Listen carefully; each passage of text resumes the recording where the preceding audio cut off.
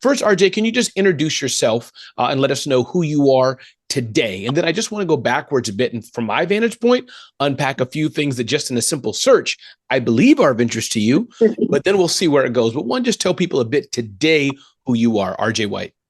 Absolutely. Well, first and foremost, I'm RJ White. I am owner of Vipers Pro Basketball, Posh Multiverse, Ballin in the Metaverse, and hopefully futuristic WNBA or NBA team owner. I love it. I love it. And then break down some of those things. So WNBA, future WNBA or NBA, and today you do own a men's pro basketball team. Talk about that for those who don't know. Unpack, what does that mean? Absolutely. So I am the youngest franchise owner. I own a pro men's basketball team. We're considered to be semi-pro when we're in the United States. If we go overseas, then we're considered Division One. If you remember when the Ball brothers went overseas and they played in London, I actually own and am buying into a team within that league. And the Vipers, when they go over there, like I said, they're more of they're a professional men's basketball team. Over here, they're considered semi-pro. I was the youngest franchise owner in history. We ended up making it to 3.1 million in analytics as a single standing team. And aside from that, man, like we kind of went from just trying to figure out what was going on, how to get people into the stands to kind of like dominating the market in some way, shape, or form. And then we just kind of went international with it. And we ended up playing in, I believe we played in over 12 countries thus far with just one team. So, and that's Vipers Pro Men's Basketball under my leadership, of course. Wow. And do you ever pinch yourself? I used to work at the United Nations, nothing like owning a basketball team. And I forgot that I worked at the United Nations. So my sister would be like, oh my God, my brother works at the United Nations. He's so cool. And I'd be like, at first I'd be like, Joanna, I'm just like a regular guy. But I'd be like, no, I work at the United Nations. Do you ever have that kind of experience in some way? It's funny because I was just talking to our Uber driver and he started naming some of the places he's been to. And I've been to 81 countries. And when I started to like explain some of the places that I've been to, it was like a surreal moment where I was like, man, you've done a lot in quite some time. So yes, I do have those moments where I come down to reality and be like, man, why are you over here mad? Because you feel like you only accomplished 5% of your goal. You've actually done quite some great things. So yes. Yeah. And traveling to the countries, what was the occasion of that? Just pleasure? Was it business, military? Just what was the, 81 countries is a lot. I've traveled to some countries, but 81 is the top 1% of the 1%. Give us what are some of the pillars that brought you there? Why? What was that? The Definitely context? basketball, mainly basketball, Okay, mainly the Vipers. Outside of the Vipers, networking, like I get invited to so many different things. Like we just got an invite to go to Venice, Italy for Posh. So we'll be there in November. So I just get invites everywhere. As you probably seen from my LinkedIn, I was voted most influential Black woman to follow on LinkedIn. So people inbox me all the time and say, hey, let's grab a cup of coffee. Hey, I got this event going on. Can you drop by? How me and you met, maybe speaking engagement. So I believe that my imagery and likeness has taken me quite across the world. And I love it, man. I'm kind of like so looking forward to 2025. Like it's insane. Just so you know, it's coming soon. Just so you know, it's still on the calendar, but it's coming. Right, 150. And then let's talk about the metaverse side of what you do, Posh. Posh, remind me the second part of the name, Posh. Yeah, Posh Multiverse. Posh Multiverse. Posh Multiverse. Who is or what is Posh Multiverse? And unpack that a bit for those listening who may not be familiar. Absolutely. So Posh is the first African-American avatar that's signed to a professional modeling agency. She's signed to A&G Model Management and will be the first avatar to walk in Fashion Week San Diego. She's also the first avatar to receive I guess you could say a direct partnership with Microsoft. That's a huge deal. Okay. So we covered sports to a degree. We have Posh, Donuts with Dad. What is that, and where does that passion come from? One, let me just get to politics right now. Be very careful what you answer, RJ. Dunkin' Donuts, Krispy Kreme. I'm gonna go Krispy Kreme. I gotta go Krispy Kreme. That's me too. Okay, but the Donuts with Dad, where does that come from? That passion, where'd that come from? Oh man, like I always tell people, like I've had the pleasure of having my father in my life. I have children, their father is in their life. So I'm like a dad advocate, if that makes sense. Like I do feel like dads change the world, whether people believe it or not. I do feel like men make a great impact on little girls' lives. My father made a great impact on my life. My mom was the backbone, but my father was like that voice of reason, the knowledge, that common sense theory. So with them two together as a force, I feel like that's how I got where I am today. And sometimes I don't feel like, that dads get all of the same glory sometimes as moms, because Mother's Day, I'm saying this from my own experience. I be getting roses, shoes, flip flop, purses, coffee kit. It does not matter. And then Father's Day come around, y'all get some socks.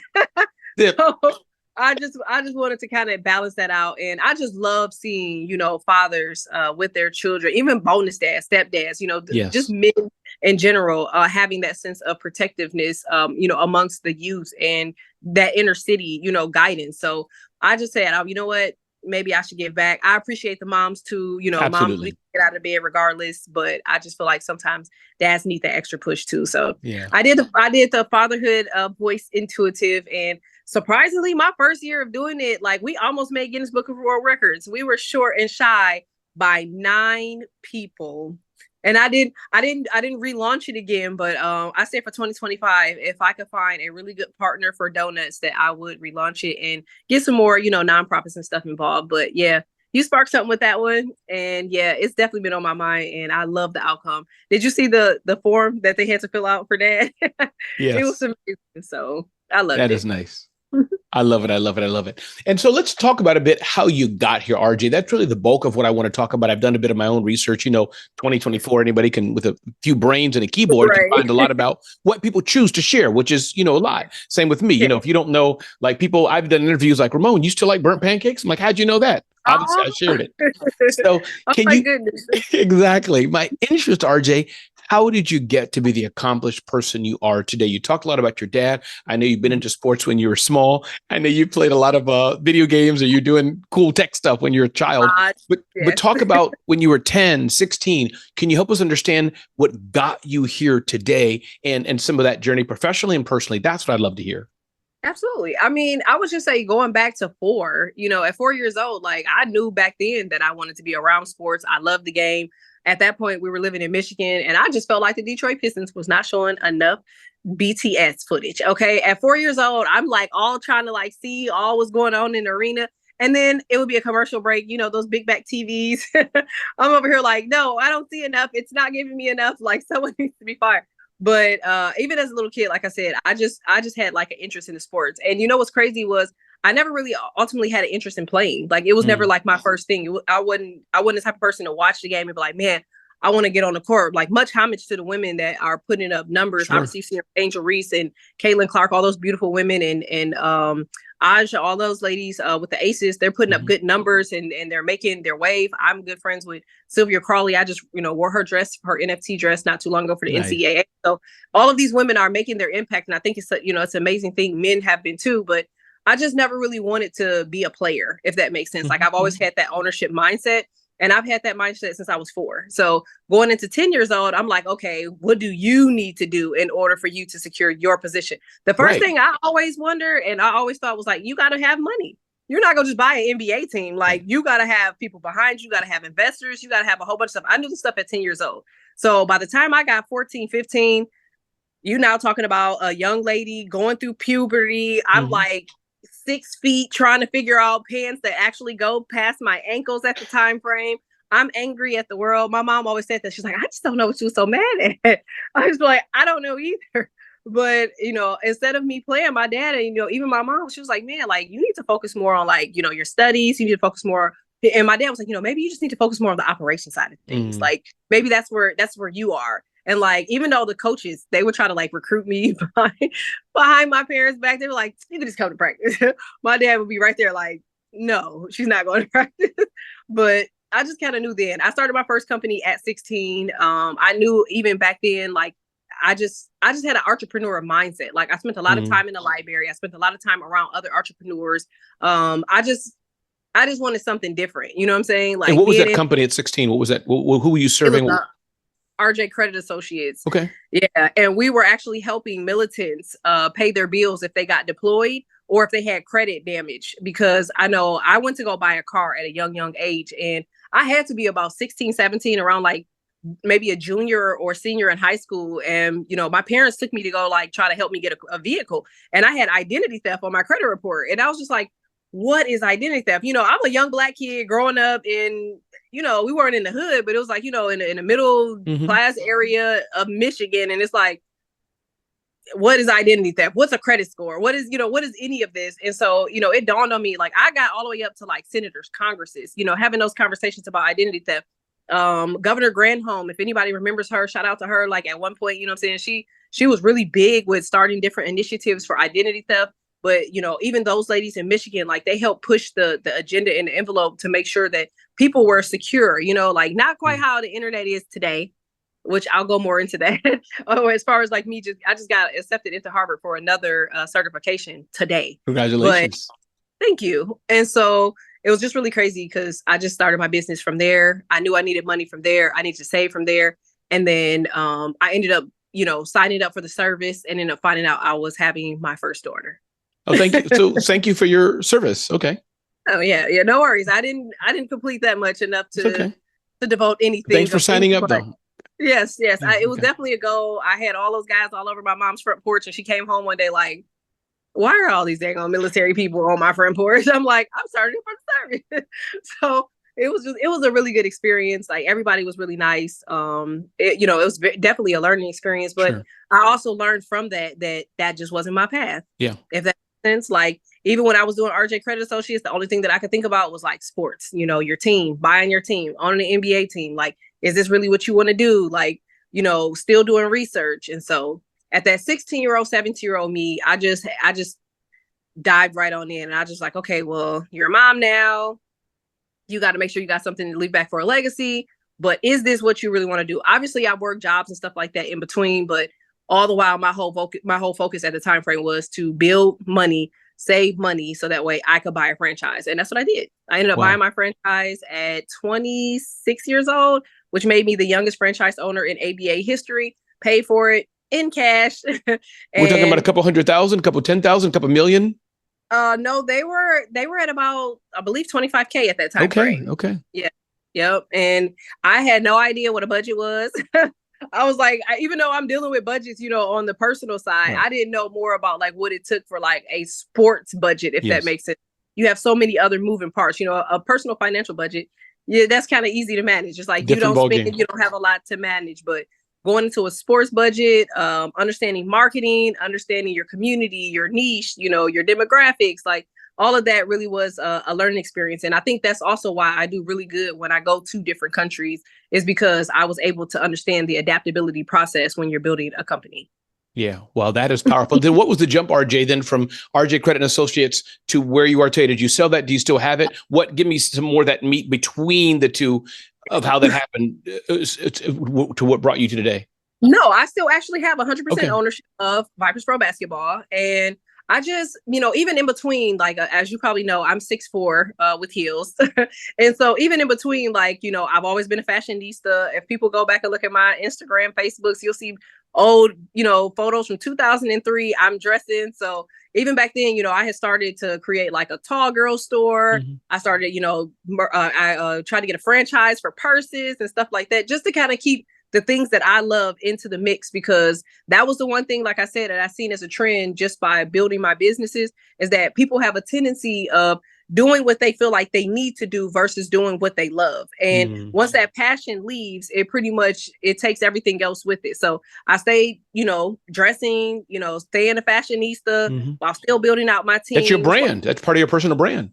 Absolutely. Yeah. Like I brand out the Vipers gear, which the Vipers is still, like I said, they're existing, and we plan on rebranding them and bringing them back in 2025. And the craziest thing is they haven't picked up a ball yet, and we're already in about 4 major retailers where we'll have like our hoodies and t-shirts and stuff in these 4 major retail stores. So the Vipers are still very much alive. They're still very much vibrant, but we put them on hold once COVID kind of became a thing, and we just hadn't picked it up like 1,000% back since. But we stayed very active in the overseas market. We still have guys, even till today, that we send overseas, and we keep contact with our guys that are overseas. But we just didn't want to put a lot on the plate right now when we're having those conversations of WNBA ownership now, which those conversations are being had, and NBA ownership, those conversations are being had. And obviously, when you're thinking about the legality of things too, I didn't know if that was also going to be like a conflict of interest. So we were just kind of like coasting it to see, you know, what the needs and wants were while these conversations were being had. So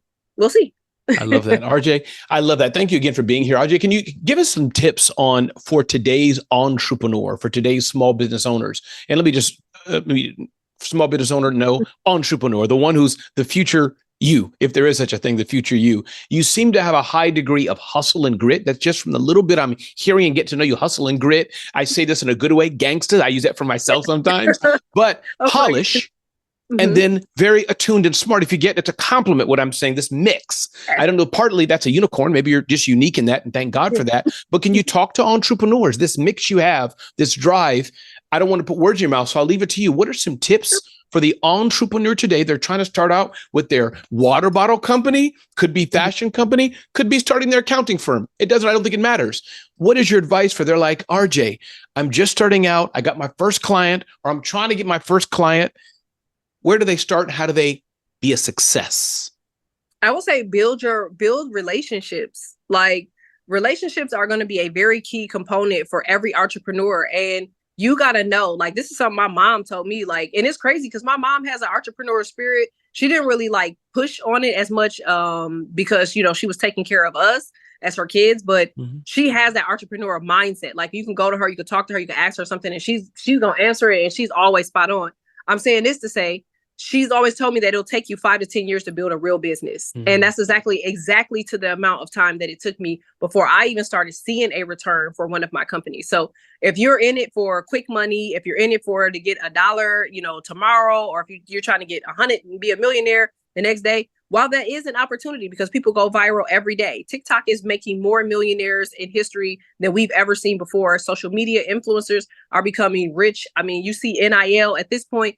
They're providing contracts and sponsorships that are doing things like Flange, where you buying acres of land, you know? So I do feel like if you are an entrepreneur, there's many things that you can do, but the biggest thing is to focus on why you're doing it. Like, if you know that it's going to take you time, if you know your why, if you have fun in between, if you continue to just have a passion for what you do, it's going to continue to grow regardless. And you have to follow what you feel like is your destiny.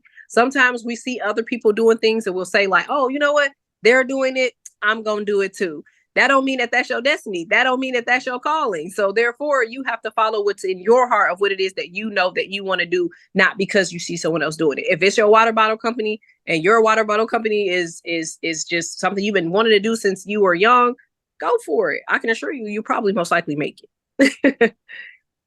I love that, RJ. One thing that I don't see about you, I don't see come out, but again, getting to know each other here, is that the aspect of it's other people's fault.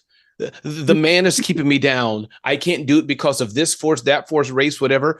I'm sure there's some way, but I don't hear that lens of you. I don't hear that tone.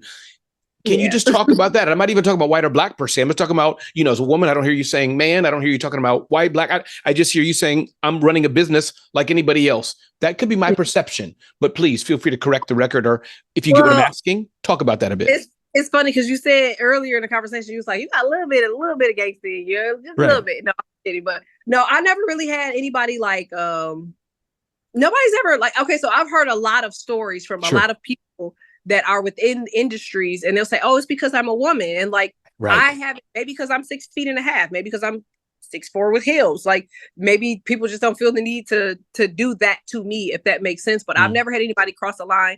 Now, I have had in the past just that need to understand my demographic, because a lot of times I think us as businesses and us as entrepreneurs, we see something and we want something and we feel like we could build there. It's kind of like, you know, just finding a piece of land and we just want to build on the land, not knowing and understanding like who owns this land, like what was a part of this land before we got here. And you do need to know the lineage behind whatever it is and wherever it is that you are building before you try to, you know, put your flagpole there, because sometimes what we feel like a community may need and want because we are so excited about having it and wanting to put it there may not be the actual, you know, it might not be what they are looking for or the history behind whatever it is that you're trying to build, if that makes sense. Or it might not make sense ideologically, you know, as far as you being the person to build it. So I just feel like knowing your demographic, knowing your market, knowing your communities, and knowing what you want and why you want it, and if it's supported. Like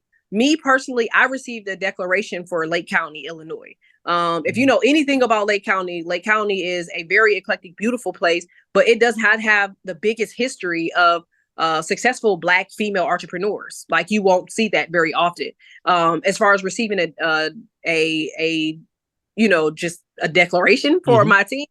Like I came in under the mayor. She was the mayor of Gurnee at the time. She was another woman, and she just was like wanted to see me thrive, wanted to see me win. She gave me the declaration. She helped out with a lot of the partnerships. They came to every single game. So I feel like at some point in my life, I do have a sense of luck where I just luck up or maybe it's fate where people come in and they support. Yes, magnetism. And so I think that people just come in and they support, but that is actually a real thing. That's why they say location, location, location. When you're buying a storefront or if you're building a business, you got to know where you're putting your business, and you have to know why you want to put your business there. And if the people there will support it. Sometimes they say businesses don't fail because of people not supporting. Sometimes people don't want to support it just because it's you. So, sometimes you push that up. RJ, I say the same thing. It's amazing. I tell people, I hang on many different circles, and I say, listen, sometimes people may just not like what your breath may just smell that day. May not be racial. They ran out of slots. So it's funny you said that. I think very much the same way. I mean, my eyes are open, but oftentimes I've applied to so many things. I applied to something to speak at, and they rejected me, and I put it on social. I said, Ramon rejected. I said, I want y'all to know I speak all over the world, but I'm rejected too. It's okay. I mean, sometimes it's divine timing. Like I've been like the same companies, like I've asked to speak, like 4 or 5 years ago, I was told no. I made it to Black Enterprise magazine. And the next day, the company that I was told no by asked me if I would speak. So sometimes we got to not take things maybe just to the heart and just give it time. And if we miss out on the opportunity, I'm sure we'll always pick up something in this place that was meant for us, that were divinely meant for us, on the type of energy and the mindset that we're putting out for it. You know what I'm saying? Like if we do good, we get good. That's just what it is. If we want something, we gonna get something if it match with what we are aligned with as far as like, our goals or just the energy that we put out. Does that make sense? Because like I've seen really great people go into big corporations and it don't match their personality. I was just like, you're such a good person. Why are you dealing with that? You know what I'm saying? So it's just things like that, Yes. You gotta know your worth and know your why. No, I totally get it. I'll ask 2 more questions. I want to save your time back, so you'll come back again and let me interview you. No worries. Can you talk about your time and productivity at the level you're at? I know Mark Cuban's somebody you look up to, or I read something there that like his story of how he was homeless, and he's gangster too, right? Nobody handed him. He has the receipts to show it. Yeah. Selling computers from the back of a car. Yeah, he's an amazing person. Yes. So can you talk about time management? Just how do you deal with the day? Oh, and part of I was going to ask you, but it's part of the same question. What do you say no to? What do you say yes to? You're doing 1,000 different things, 81 countries, owning a team, owning 2 teams, Posh, yourself, your passion, your kids, all the things. Mm-hmm. You're at a high level. How do you have an admin, an EA? Do you forward things a lot? Do you handle it all yourself? Like Mark, he answers email.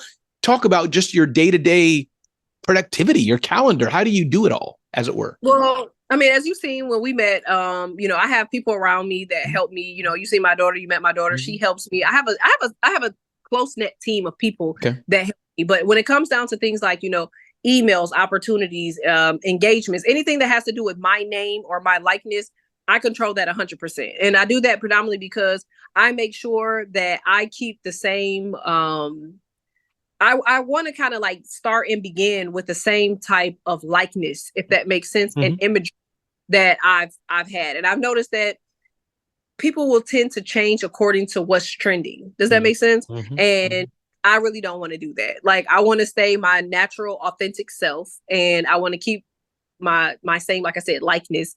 As I leave a legacy for my kids, I want mm-hmm. my kids to be able to see this is who my mom was at home. And this is who she is outside of home, so, and I just always make sure that I maintain that and control that, because I really never, as you probably understand from my personality, I don't like the words, I don't know. I don't like excuses. I don't want to hear none of that. So it's like, instead of me giving somebody that much control over whatever, I'd rather just do it myself. But as far as time, man, I have so many apps. I forgot the name of a book, but it was a book I read a long time ago, and it was like building your second brain. Mm. And it was talking about how you have to build and use different apps and different things to your better benefit to help you better plan your time. And that probably was one of the best books that I could have read because it allowed me to better manage my schedule, have time in between, different calls and things of that nature so I could mentally prepare. I meditate a lot. So, it could be, whether if I want to go and I want to meditate or if I want to grab a cup of coffee, if I want to jump on a quick phone call, check on home, whatever. It's just making sure that you are building out a schedule that is efficient, to not just your schedule and your time, but like you yourself mentally, physically, and spiritually. Because a lot of people get overwhelmed. I mean, I can't imagine people that go on tour and stuff like that. They're back to back and they don't have any moments or anything in between. That's kind of what breaks the spirit to me. So that's kind of what I do. Like I said, I have a close knit team. I use a lot of apps. I write down a lot of stuff. I got 3 phones. But for the most part, everything stays in great structure, great organization, unless it's something that just kind of like creep up on us where we're not really aware, or an opportunity where we just cannot resist because it's something like, that's going to change, the game for us as far as like our goals and where we're going. Then that'll probably be the only time you'll see a mishap in our schedules. But other than that, we're usually on it. I love that. I love that. RJ, anything I didn't ask you that you wanted to share, anything, any message to entrepreneurs, to small business owners, that's our audience, that you say, hey, listen, I want the people to know this, and maybe not, maybe you've shared everything for this interview, but anything else you wanted to tell me or share? Enhance your education on what you do. Like I just said earlier, I got accepted for another cert program at Harvard. So everything that I do, I pretty much learn everything that I can about it, if that makes sense. So you can never stop learning. You can never stop being a student of the game, and your game is whatever it is that you do. And so that's what I would say for them. Obviously, like you said, time management. As I build out Ballin in the Metaverse, I think we talked about this. Ballin in the Metaverse just received a $3 billion valuation. And when you're dealing with that type of a legacy, obviously it requires a little bit more of things. Obviously cybersecurity, things of that nature. So make sure that you are protecting your business, top to bottom, but also mentally and also educationally, know as much as you can about what you do. So that's what I'll say. I love that. Everybody, we're talking to RJ White, and it's been a pleasure, RJ, to have you on the Rundown with Ramon. Thanks for having me.